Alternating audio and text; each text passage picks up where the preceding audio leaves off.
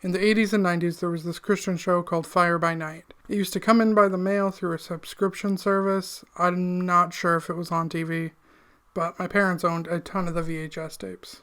The show had sermons, it had musical guests, it had like music videos that I believe they produced for the musical guests. It had comedy sketches in it, and it had its own sitcoms within it. They were all basically the same sitcom, but they even had one called Friends that was in it, and it's not the Friends you're thinking of. The show was a good way to figure out pop culture Christian entertainment. It had like Carmen and DC Talk, Newsboys, Bob Larson. Now, I am not Christian, but I will do my best to respect the religion. That being said, I do not respect toxic parts of any religion or any belief. And a lot of what we're diving into here today is the toxic parts of Fire by Night. So we're going to start off with some anti-condom stuff. What do you use for protection? Condoms. Condoms? Condoms. Condoms is the protection, and that will keep you from getting AIDS, right? Basically. So, yes, condoms can prevent you from getting AIDS. I just realized I clapped into the microphone. Sorry. For a condom to do what it's supposed to do, whether in preventing pregnancy or in preventing disease, the assumption must be made that the condom is used the way it's supposed to be used. Incredible. For a condom to work, it has to be used as a condom. You heard it here first. I know he was trying to say other things, but I took that one specifically out of context. That one's on me. I just thought it was funny. God created sexuality as something beautiful and pure and holy. And chastity is a positive word. It's very wonderful. Chastity is a good thing? Sounds like this guy is a sub for the Lord, and he don't even know he's kinky. Apparently, she's wanting to make protection available for us kids. Protection? Oh, who does she think she is anyway? When did this start? Well, Mr. Tyler said she's trying to win the principal on the idea, so he'll be for it when it goes before the school board. This is ridiculous. I don't understand the issue. Safe sex is better than teen pregnancy, is it not? Is it not? Is it not? Another perverted fantasy is something they call Dungeons and Dragons, or D&D. Dungeons and Dragons has a guide, a manual, and in the guide they have notes on something they call suicide mania, which causes a character to have urges to take his own life. So as you can see, we're on a new topic here. I'm literally going to be jumping all around topics. It's not going to be only anti-condom. So we're going after D&D here in this clip. First of all, I looked up suicide mania. I'm not seeing anything about it existing. Maybe he's talking about something else. Maybe there's something with a similar name. I don't know. But in D&D, when you cast a spell or whatever, that thing doesn't happen. Like if I said I attack, if I tried, let's say we were all playing and I attacked you. Yes, you. Specifically, you. It would be because you haven't subscribed yet, so please go ahead and do that real quick. Thanks. So let's say I attack you. There's going to be a lot of dice rolling and just a lot of numbers. That's about it. It's not like I actually hit you, just like with these spells, I don't actually cast a spell. When you're playing a video game and you shoot somebody, you don't actually shoot them. If you're playing checkers and you jump over the dude and he's dead, the checker piece doesn't actually die. 10 years old when his cousins introduced him to a game, Dungeons and Dragons. In the 8th grade, he started drinking and doing drugs, and it was during that time that he met a friend, Snake, who introduced him to Satanism. He joined a satanic group known as the Sons of Satan. The group had grown in size to nearly 1,500 people, some as young as 11 years old. And when I was 8, I played Dungeons and Dragons. that led me to snort weed and shove shoes up my ass. What the fuck is this man talking about?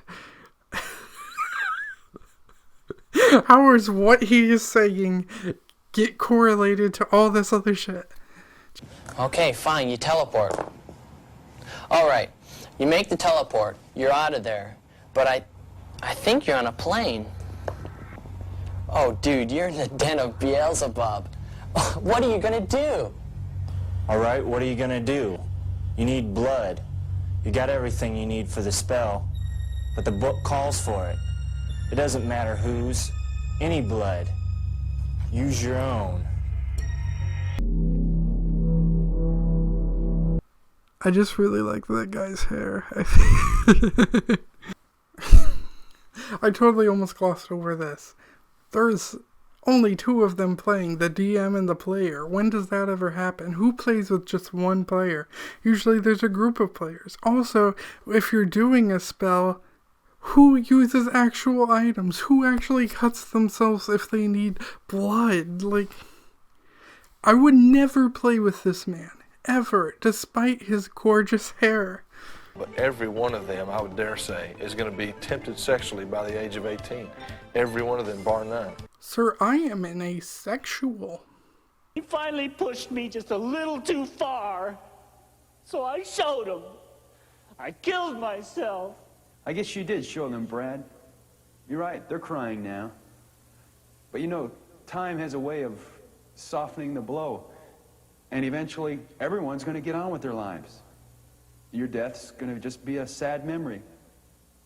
So what's next, Brad? Well, First of all, throughout this entire episode, not just that part, they constantly make it seem like suicide is really only used for revenge. I'm not saying it's never been used for revenge, but I feel like, especially as someone who has been suicidal before, and often still is, most of the time there's just like a deep pain you want to get rid of. And it just feels like the way to escape the pain, if that makes sense. I mean, there's other reasons people do it, but I feel like that's like the number one thing, is just like they are hurting and want to escape the hurt. And then the whole like, no one will remember you thing, then they probably weren't your real friends. They weren't. If they're just gonna get fake sad and cry and then move on with life, then they probably really weren't your friends. I'm not saying, oh, never move on, but like, I feel like your real friends wouldn't have like really remembered you throughout life. I know people who have died that I was not even that close with still affect me to this day. I still think of them. Honestly, that, like, I know they're being like anti-suicide, and trust me, I'm also like, hey, don't do that. But they're just going about it in such a way that it's very negative. And yeah, I think actually to a lot of people, you're more special to them than you may know.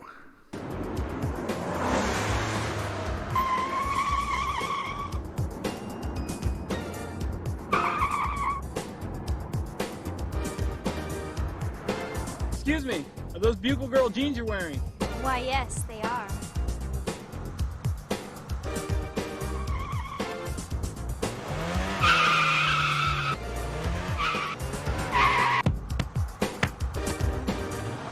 Next time, don't buy them so tight.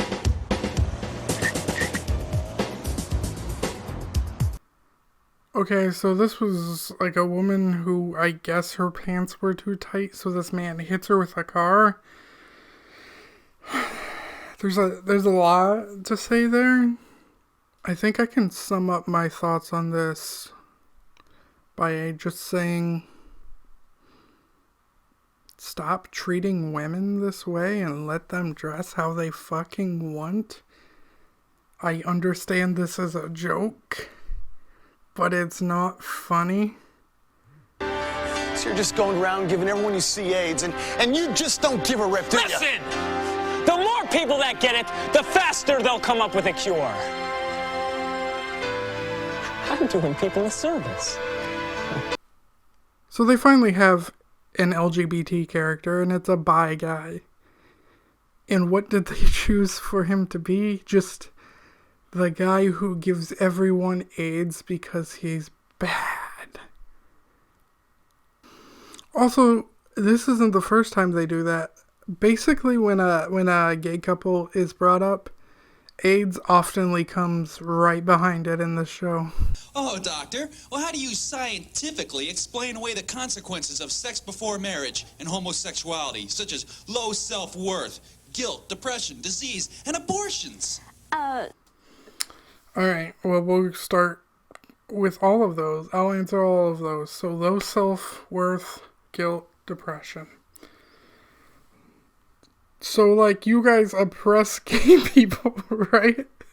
And tell them that they're bad and that they're wrong. And you don't expect there to be some sort of all of those things caused from the actions of, like, oppressing the homosexual community.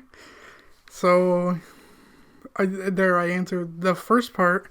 The second part was disease. So, like, you know, straight people get diseases too, right? They also can get AIDS. And the last part was abortions. So, these are homosexual people, sir. Do I need to say more? I agree with the last caller, Dr. Roof. How can you approve homosexuality when the Bible states in Romans that it's a sin against nature? Why, even AIDS has proven that. I recommend you, see a therapist. Even though they meant to make this character look dumb, I agree with her. If you're talking like that, go see a therapist. Some of these next clips aren't even toxic. Some of them are just funny to me.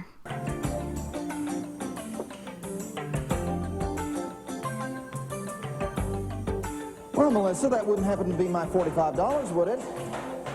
Okay, I know. I'm fired. No, Melissa. You're fired! What was that even about? Here. Yes, hello. Hello, Cheryl. Yeah. Have you been drinking? The man smelled through the phone. Wait just a harebrained minute! There's girls here! This is an unchaperoned gathering of adolescent Americans! Nothing toxic here. He's just my favorite character.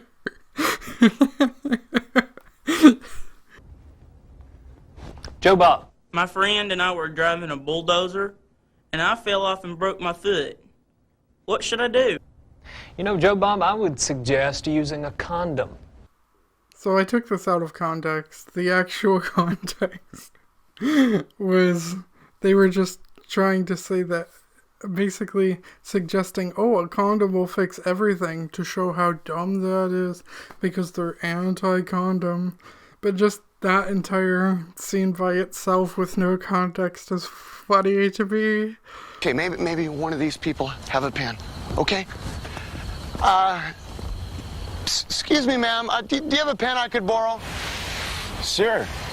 Need anything else? No, I quit it. I don't want your pen. So clearly this was meant to be homophobic. But just the insane way he reacts to the gay couple, if they are even a gay couple. It was a dude and another dude, and one like had his arm around, and he turned and offered him a pen. Just the insane way he reacts to the couple is very humorous to me. Anyway, that will do it for today. Make sure to like and subscribe.